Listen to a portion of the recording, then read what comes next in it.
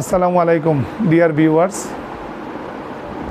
আপনারা ফৌজদারি কার্যবিধির 144 ধারা নিয়ে ইতিপূর্বে জেনে গেছেন। আর আজকে আমি যে জিনিসটি বলবো সেটা হচ্ছে ফৌজদারি কার্যবিধির 145 ধারা। এই ফৌজদারি কার্যবিধির 145 ধারায় যে জিনিসটি বলা আছে, স্থাবর সম্পত্তি অর্থাৎ জমি বা জলাশয় বা তার সীমানা নিয়ে বিরোধের ফলে শান্তিভঙ্গের আশঙ্কা দেখা দিলে জেলা ম্যাজিস্ট্রেট অথবা সরকার কর্তৃক ক্ষমতাপ্রাপ্ত কোনো নির্বাহী ম্যাজিস্ট্রেট ফৌজদারি কার্যবিধির 145 দ্বারা জারি করতে পারেন। এখন এই 145 দ্বারা জারির মূল উদ্দেশ্যটা কি? এটা হচ্ছে 145 ধারার অধীন স্থাবর সম্পত্তির দখল পুনরুদ্ধার করা যায়। আর এই 145 ধারার মাধ্যমে প্রকৃত দখলকারী নির্ণয় করা হয়, মালিকানা নির্ণয় করা হয় না।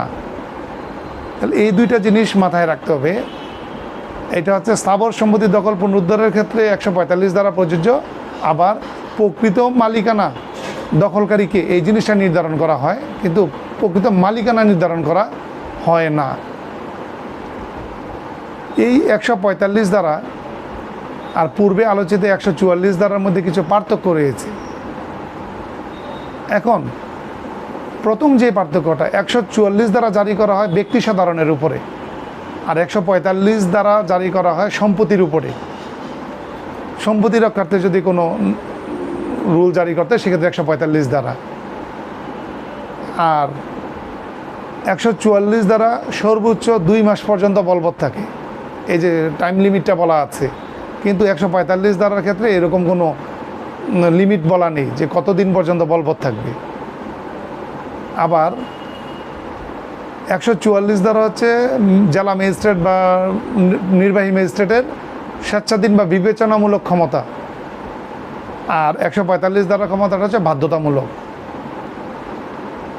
আরেকটি যেটা আমি পূর্বেই বলেছিলাম যে সম্পত্তির ক্ষেত্রে হলো 145 দ্বারা, আর ব্যক্তির ক্ষেত্রে হচ্ছে 144 দ্বারা। এখন এই 145 দ্বারার মামলাটার নেচারটা কি? যদিও ফৌজদারি কার্যবিধিতে বলা আছে, কিন্তু এটার নেচার কিন্তু সিভিল নেচারের মামলা। 145 ধারার মামলাটা প্রতিকারটাও সিভিল প্রকৃতির, যার কারণে এই 145 ধারাকে কুয়াসি দেওয়ানি এখতিয়ার রিলেটেড মামলা বলা হয়। 145 ধারার মামলা হচ্ছে কুয়াসি দেওয়ানি এখতিয়ার সংক্রান্ত মামলা। তো 145 ধারা এবং 144 ধারার মধ্যে এই কয়েকটি জিনিস মনে রাখলেই আপনারা পরীক্ষায় যেভাবেই প্রশ্ন আসুক না কেন আপনারা আনসার করতে পারবেন। ধন্যবাদ সবাইকে।